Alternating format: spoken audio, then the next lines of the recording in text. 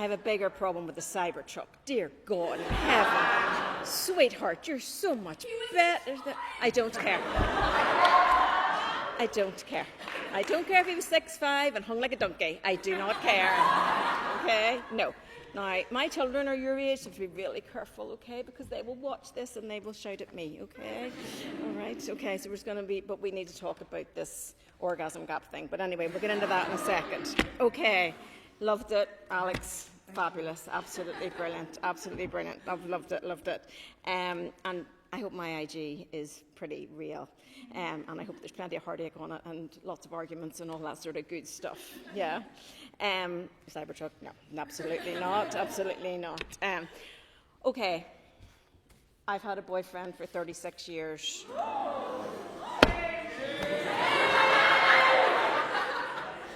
Forgive me, forgive me, forgive me, forgive me. And we were both very emotionally immature until we were 42 years old. So I will go with the committee and say it is very embarrassing to have an emotionally immature partner. They are the ones that you have to leave a party because they're having a meltdown. They're the ones that criticize your outfit. They're the ones who insult you. They're the ones who do not know how to do healthy conflict. And I was that person. And when we went to therapy and my therapist told me that I couldn't give my husband the silent treatment, I give her the silent treatment for the whole session.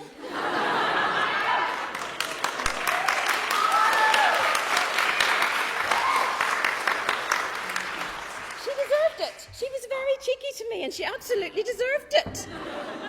The only problem was I had to pay her £75 at the end of the session. And then when she told me the next time I felt like giving my now husband, then boyfriend, a silent treatment, we call it huffing in Belfast. I believe in other parts of the world it's called a different thing, and there's a reel on Instagram with 2 million people watching it. Because in England, huffing is sniffing glue. Just in case you were unaware, because I was. And my then teenagers were like, Mummy, Mummy, Mummy. And I went, oh, well, that's out now. What am I going to do about that? So anyway, so that wasn't good. We met when we were 16. And we'll go with you with this, Keaton. Is anybody here from the north, been to the north? Good job. There is a place called Dundonald Ice Bowl. It's an ice rink. And in my day, I had my own ice skates. And this said boy rented his ice skates. They were blue, and we, people who had ice skates, called them blue bombers. And he attempted to skate up to me in his blue bombers and to ask me out. Okay, it was bad. It was so bad. And I said, no.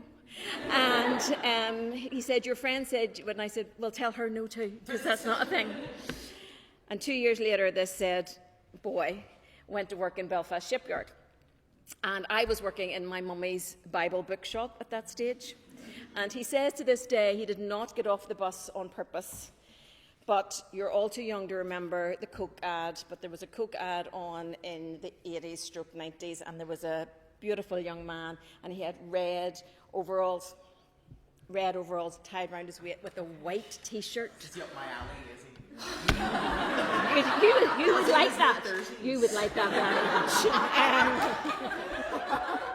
much. So he got off the bus, and I almost went through the Bible bookshop window. And there he was, Mr. Blue Bomber, but all grown up. And just that nice wee bit scruffy, not like, just the nice wee bit scruffy with the overalls tied around his waist and the white T-shirt. And that was it. The story was over. I now found out months later when I was pursuing him that he promised that day he would never ask me out again because I turned him down on his blue bombs. So I had to take matters into my own hands, and in Belfast we call it a snog, but I hear in Dublin it's called a shift. So we had to take matters into our own hands, and that will be 36 years ago on the 21st of March this year. I'm going to cry myself. And we celebrated our 30th wedding anniversary there on January 1st.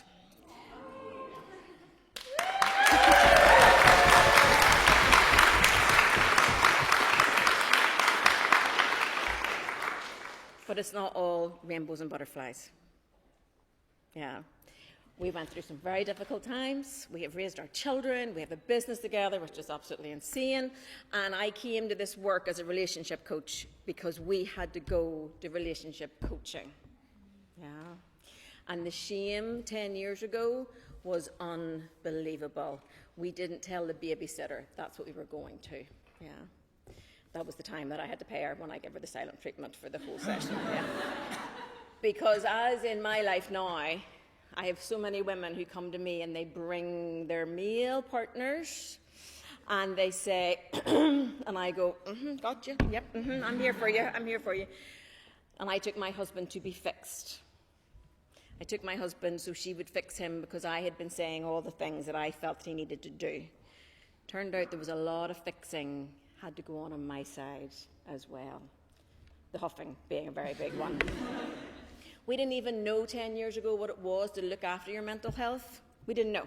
We brought our stresses home. We laid those on each other. We were brought up in the Jerry Maguire and the Pretty Woman era where you complete me and I'm your other half. What a load of shite. Yeah, we sucked each other's energy. Easy.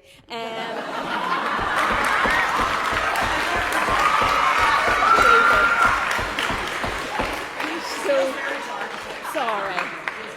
Just very easy. Sorry.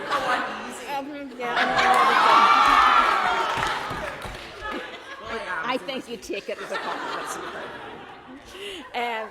So we believed that it wasn't our job to look after our mental health, it was our partner's job to look after our mental health. If I was low, I expected him to lift me. If he was low, he expected me to... It was not going well. And our 16-year-old at that stage said, "Are you two still arguing about the same thing?" And I was like, "Get that woman's number. We need to get this shit sorted out right now." So we went and she taught us things about our love languages. Does anybody know what their love language is? Okay. Does anybody know what their partner's love language is? Because the bottom line is we show love how we want to receive it. I had a couple one time and we were chatting and she said, "And the bath thing has to stop, Lisa." And I went, "Oh, this could be very exciting for me. What is the bath thing?" And she said, "Every night I come home and he has a bath and the candles and the wine setting." And I'm going, "Okay, this is a terrible problem. Let's just deal with this." And I said, "And that's not, no, when I come home from work, I want to talk to him. And he sends me off to the bath and I was like, "Oh," and he looked and he went, "But that's what I would like." And I said, "You're loving her how you would like to be loved, not how she wants to be loved." Isn't that adorable? I get to do it every day. It's fabulous. Yeah, so we love our person, so learn to love your person in their love language. So if their love language is acts of service, do acts of service. If their love language is words of affirmation, speak words. Sorry, women, put your fingers in yours. Guys, if you have to set an alarm on your phone, set an alarm on your phone, okay? Write the words on your phone, set an alarm, repeat every day, okay? Just repeat, cycle, repeat, okay? We don't care, okay? So speak in their love language. Maybe it's time, maybe it's gifts, whatever it is. Do you know your attachment styles? Do you know your partner's attachment style? Do you put words to them when you're in conflict? Do you say, "I'm getting anxious right now, I'm going to need a little break to regulate my emotions"? Good job. Do you say, "I'm feeling overwhelmed and I need some time"? Do you say things like, "I want to avoid this conversation. I want to avoid this conversation, but you know what? I love you and I'm going to sit in this, but I might need to take a break now and again"? If you are the avoidant and you say, "I can't talk about this right now," you must be the one to bring it back around. You cannot say, "I don't want to talk about this anymore," and leave it on the shelf. The anxious will go through the roof. And they will give you the silent treatment, okay? And then you'll have to go to therapy. So just do what I'm telling you right now, okay? If you kick the can down the road, it's your job to go and pick it up, okay? Do you know what spontaneous desire is versus responsive desire? Yeah. Lots of my couples have a hard time going from spontaneous desire, it's just lust. It's just the love goggles. It's just all the chemicals. I'm not going to tell you anything different, okay? That's when you need to ask a loyal friend, are they actually a good person? Or am I just are they love bombing me? Or da, da, da, da. And then a lot of my couples have a hard time going from spontaneous desire to responsive desire. Responsive desire is twofold. Responsive desire is that you see your person from afar. So, I've forgotten your name. PJ watches you do your speech. And even though you're making fun of him, his wee face.